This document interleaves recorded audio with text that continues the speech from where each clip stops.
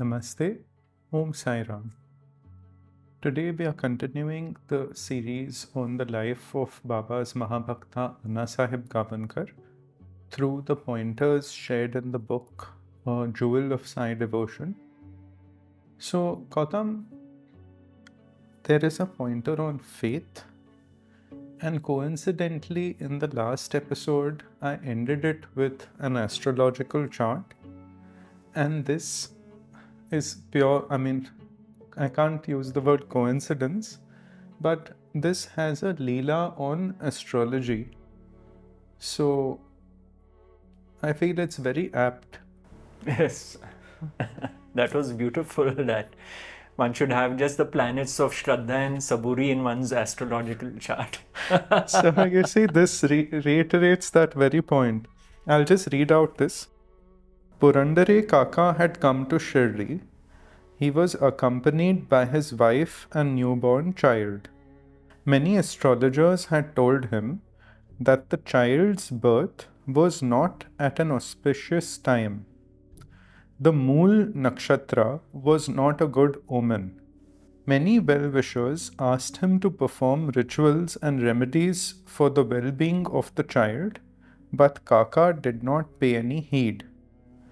When Kaka arrived in Shirdi, Sri Sai Baba said to the others, "Do you know, Bhau, Purandare, was searching for me for a long time and has finally reached me."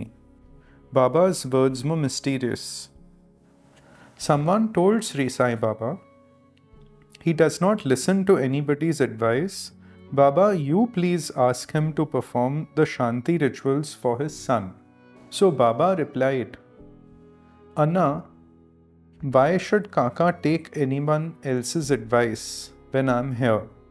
He's an eccentric. He sees me everywhere. You may call him insane, but that is his steadfast faith in Sai Mola. I will see to it. Let him not do those rituals." For Purandare, Sri Sai Baba was God, the Lord and the Supreme. Sai was his Hari, his Krishna.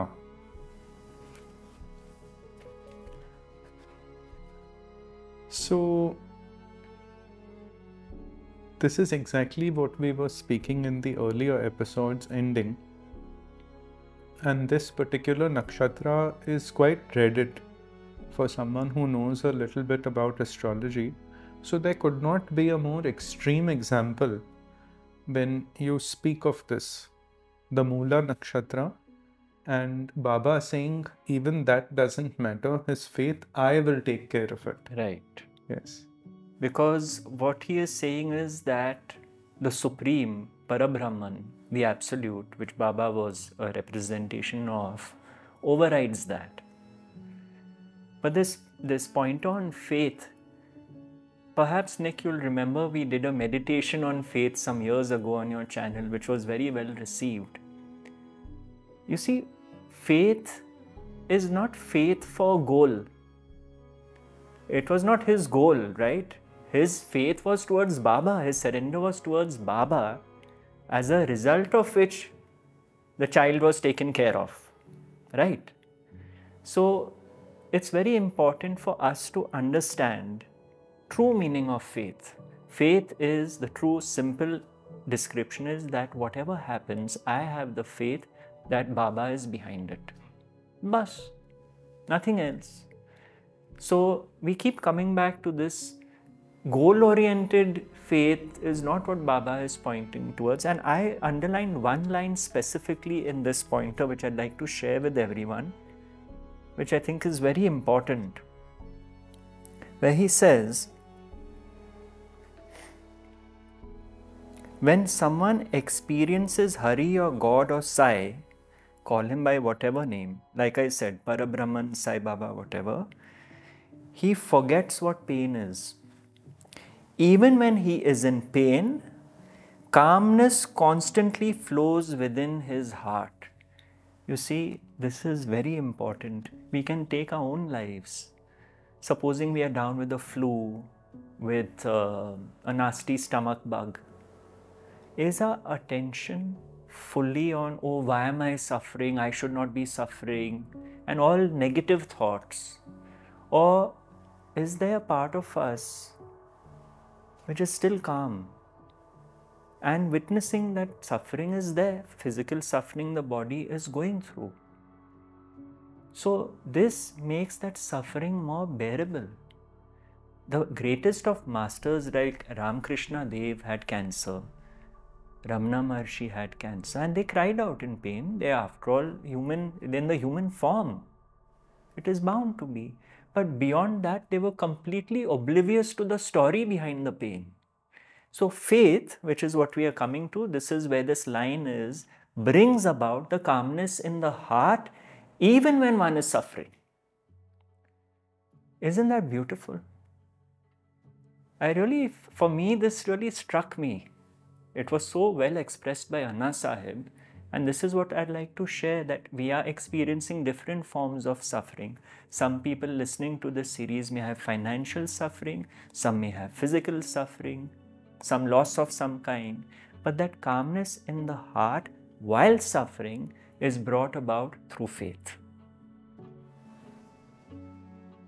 Gautam, I would like to speak with you about faith can be cultivated.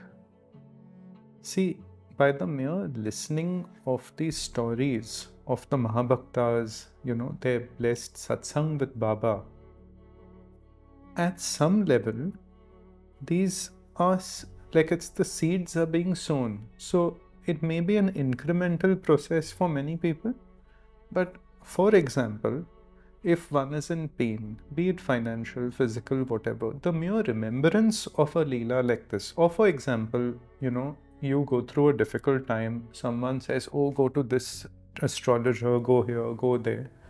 Some shortcut, so to speak, but the mere remembrance of this Leela, where Baba himself said that he need not go anywhere, his faith in me is absolute. It will invoke that feeling, right? So it will cultivate faith provided the devotee is sincere and this remembrance. That's why it's advocated to read the Leelas or the Charitra as a regular practice. Yes. And I would like to share, it might sound a bit extreme, but it is truly what I believe in, that the ultimate faith is that there is no power apart from Baba. Now, what do I mean by that? Whatever turmoil I am going through, if I have this in my awareness that Baba is behind this all, obviously if I consider him all-powerful, all-knowing, all-pervading, he cannot not be there. You see, that would be a contradiction. There's nothing which is apart. But when I start resting in this knowing that Baba is there for me, that is the faith. That is, it means that I'm abiding in Baba while going through phenomenality, the material world, the samsara, and being buffeted by it.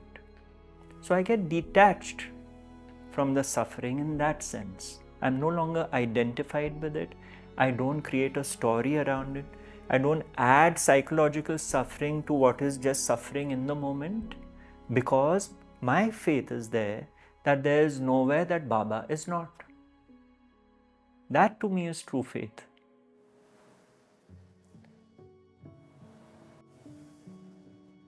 Gautam, to go slightly off course, but I believe it's related, I often advocate the practice of devotees writing their reflections on a story, a video, a chapter of a book in a journal. Because that way you can start reflecting with these pointers. And sometimes when, say, you read stories like this and you draw a parallel to your own life, like for example, say you've gone through a particular phase of life that was slightly difficult and you saw your faith wavered.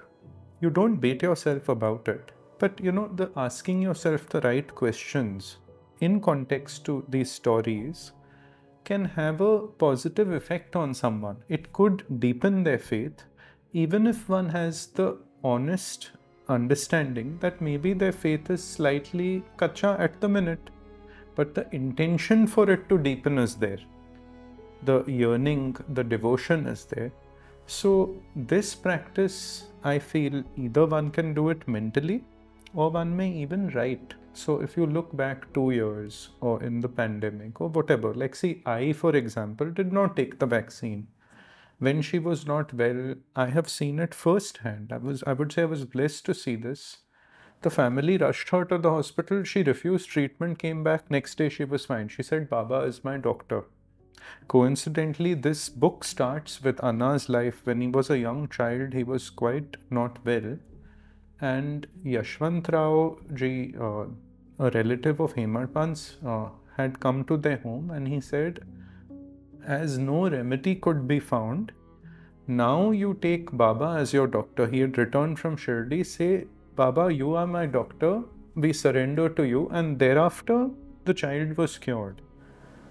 So, I feel this practice sometimes of writing down or reflecting is also very important. And the Satcharit Baba says this, that contemplate on the Leelas, you know.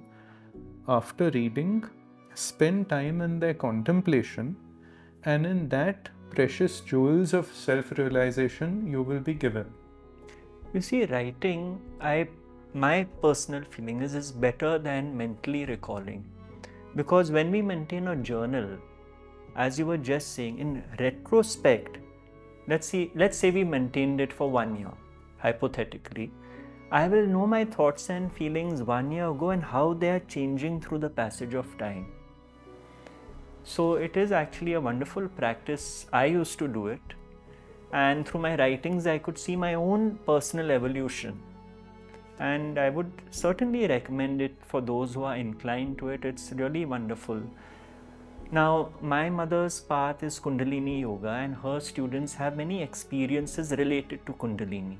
She tells them the same thing, that when you catalog it for yourself, it's like you're writing your book for yourself, your journal. It is when you look back, things will connect. The dots will connect. At that moment, it looks random. What you're feeling right now is what you're feeling in this moment. And when you record that, then you will see your own life's journey, your own life's progression, how it has unfolded so beautifully. So it is a wonderful point you raised, and I'm glad you raised it. There is an app I recommend, because say people who are new to this and some may not feel comfortable writing down. There's a very beautiful free app. It's called Day1, Dayone, and you can download this on any device and you can maintain a journal. So I would highly recommend at least trying this out. It's a very beautiful resource. I personally use it and I find it very beneficial. Nice. So anything else on faith, Gautam, you would like to add? No, I think I found that example funny, but yet perfect. Shraddha and Saburi. Yes, that's the ultimate. That is the ultimate faith, is that only.